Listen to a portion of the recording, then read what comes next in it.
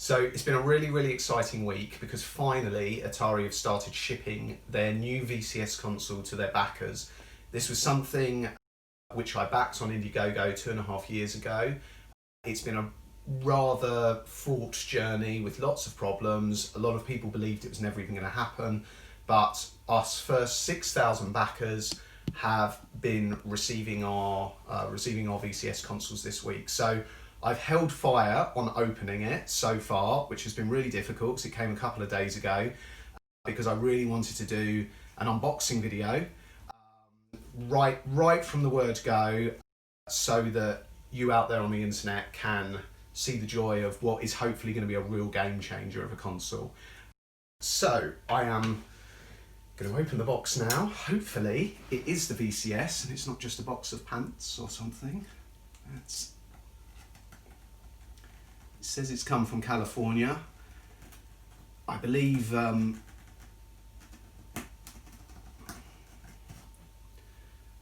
all of them have come from California. That's the distribution point. Just want to do this carefully so that I don't end up damaging the boxes that are inside.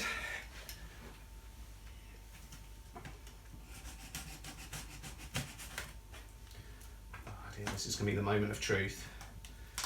Hopefully they've sent me the right one as well. Okay, should be enough. So I've backed the Collector's Edition, which is a limited edition with the wooden veneer on the front. Yep, yes, this is what it is. This is very exciting. So, as part of this package, because I got the all-in deal, there is, they've packed this efficiently. Amazon could learn some things from this. So there is the Atari VCS, that is the console in its glory. So we'll be doing a proper unboxing of that in a second. And then in addition, just pop that down, let's just pop that down there. In addition, we have got the new wireless modern controller, which as I understand it is based on an Xbox controller, but we optimised for Atari. And then finally, we've got the wireless classic joystick. For those of you that might know something about the VCS, the original VCS came out in the late 70s. And this controller is very much a sympathetic design of a reimagining, I guess, but a sympathetic design of the original one. We've got to get this plastic packaging undone. It's cool, it's in like the box is about the size of a shoebox. So let's just carefully unpackage that. I want to try and preserve as much of the packaging as I possibly can, although the plastic probably isn't such a big deal because you never know, one day these things might be worth an awful lot of money. As there's only 6,000 of them. Actually that I think I am going to have to cut with a pair of scissors. So let's just...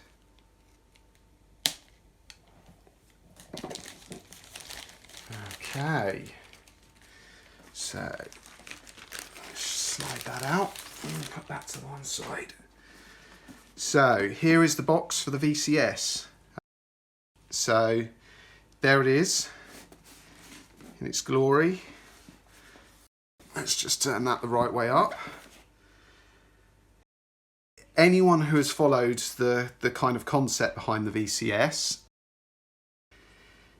it's, as I've already stated, it's a kind of reimagining of the original VCS from the late 70s, which, for those who don't know, was an absolute game changer. It was debatably the first proper mainstream home video console. The VCS is very much built on that history and remembering that, whilst also being an incredibly modern games console. But this is an unboxing video, so I'm going to stop whittering on and we are going to carefully open open these. So I'm just gonna score those. Really don't want to damage the box, so there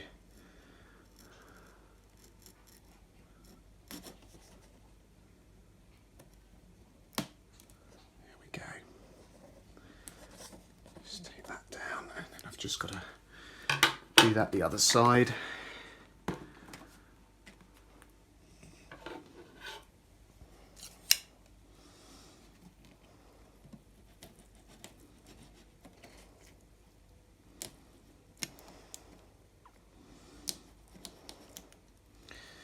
This is the first time that Atari have re-entered the video console market since I believe about 1996, when the rather failed Atari Jaguar was their last effort.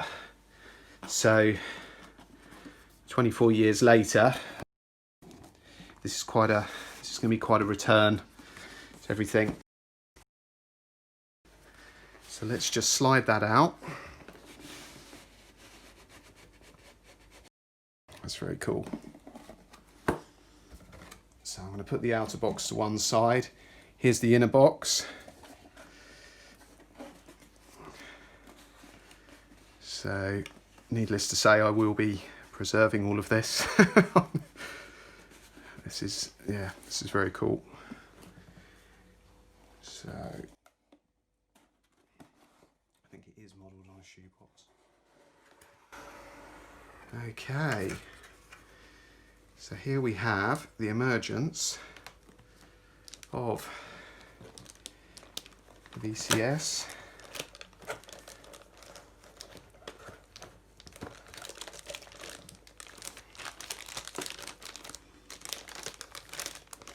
Right, again, there's more plastic to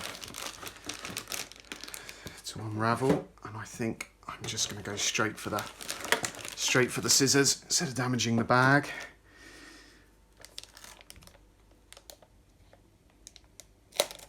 There we go. Okay. Also, just to see, oh look, there's my collector's edition certificate of authenticity. So that's the thing that proves that I've got one of the original 6000. This particular model isn't going to be available although I believe they are producing something, I think it's called like the Tribute Edition, that is essentially exactly the same thing. You just don't get this snazzy certificate and the kind of kudos of being one of the very original units. But we'll come back to that. So I'm just going to pop that to one side. And let's look at what we're really all here about, and that is the console itself. That's very neat. So it looks like I'm number 4752. I don't know if you can see that on the camera. So not the most impressive number, but still very good. Incidentally, I think I got that number because on the day of bidding for it, it was the first time in Indiegogo's history that their website actually crashed because the campaign was so popular. And in fact, initially they ordered 2 of these units for me instead of 1, so that had to be sorted out. But even though I was right there at the beginning with it all, it was total chaos. So anyway, let's look at this. So first of all, there's the awesome wood veneer. I believe that is genuine walnut or something of that ilk.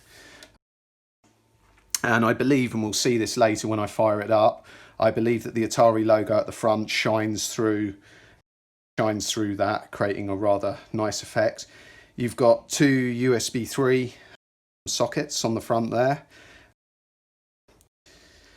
And then if we just go round to the back,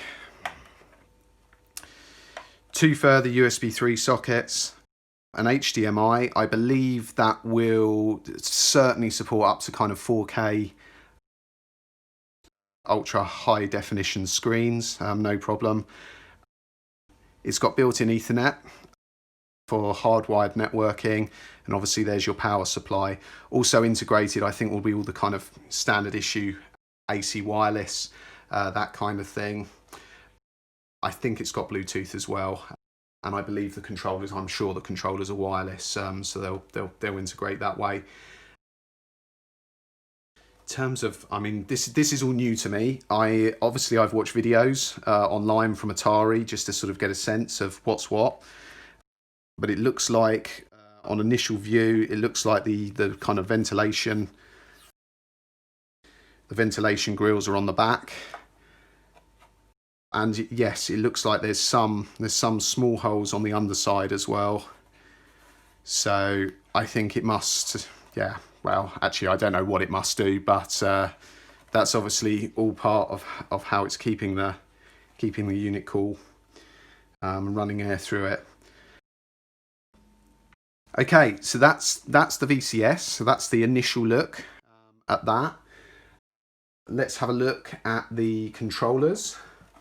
So I'm just going to put that to one side.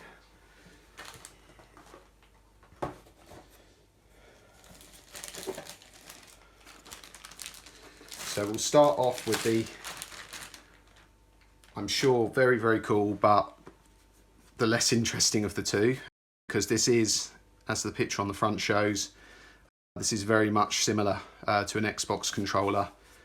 I actually don't know what the arrangement is there, whether they license that from Microsoft or whether they just, I don't know, whether they just buy them on the aftermarket, and I think they must license them.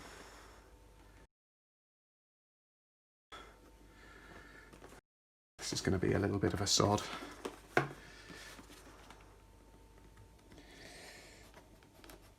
If it wasn't for the fact this was an unboxing video, I would probably go off and do this in a more efficient manner. I was about to say if I had a scalpel to hand, but why would I have a scalpel to hand? That's ridiculous. There's probably a craft knife somewhere. But... Right, it's okay. We've done it. We've done it without too much damage. So I'm making my wife laugh there. It may show, but this is my first unboxing video, so apologies for any imperfections or tedium. So God, this is very tight. So again, the design, I won't spend too much time on that because the design of the box is fundamentally similar to the VCS itself, as you'd expect.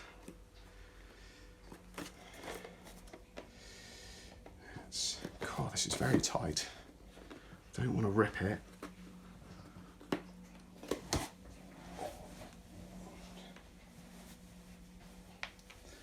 Right, let's just, I think I'm doing this right, maybe I'm not.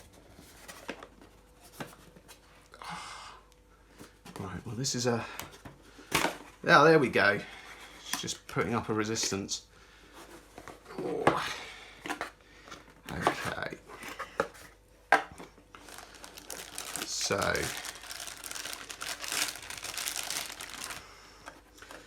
think beneath here is going to be all the USB leads. Yeah, so I mean that's presumably to charge it. Although I don't know that for sure. It may run on rechargeable batteries. I've got a feeling, I haven't owned an Xbox for years, but certainly with my 360, that used to, I think they used to run on a couple of rechargeable AAs. So I don't know what, oh no, it looks like it's got a non-removable battery by the looks of it. So on that basis, I think that will be the charge cable, and that will be the controller itself, which feels very nice. Feels very nice. I look forward to playing with that later. That's brilliant. Right, just leave that there. And we'll move on to looking at the wireless controller. Actually, I'm going to move that off of there because that's going to be a disaster otherwise. So, as I've already mentioned, the wireless classic joystick, if you look back at old images or videos on the internet of the original VCS, the classic joystick it's what came with the VCS as standard. I think it was the main input device at the time. What Atari have basically done, like with the VCS itself, is they've looked at that original kind of design, what's the word? Design ethic? No, I don't know if that's the right phrase. There's a phrase anyway, and I can't think of it, especially while trying to cut these rather challenging stickers. That's not what I want to do. I should have got your craft knife for this. Told you. Oh, did you mention that before? Yeah. Oh, there you go. I'm just a stupid man. I said, I'll go and get my craft knife. Foolish man. You said, I'll do it with scissors. In my sheer haste and excitement for finally doing this, I think for this one we might have to get you to go and do that. So yes, whilst my wife's getting the craft knife. So yeah, this is very much modelled on the design principle of the, thank you my love, on the original VCS controller. Look, you see, when you've got the tools and when you're not being a tool, as I was just now, it's a lot better.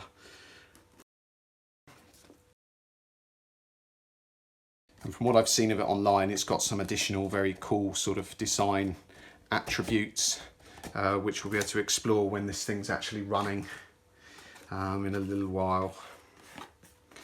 So again, very similar box. Well, let's do a quick turnover, but I mean basically it's the same box as the wireless modern controller. So in here, incidentally, this was one of the reasons why Atari were late on sending these out.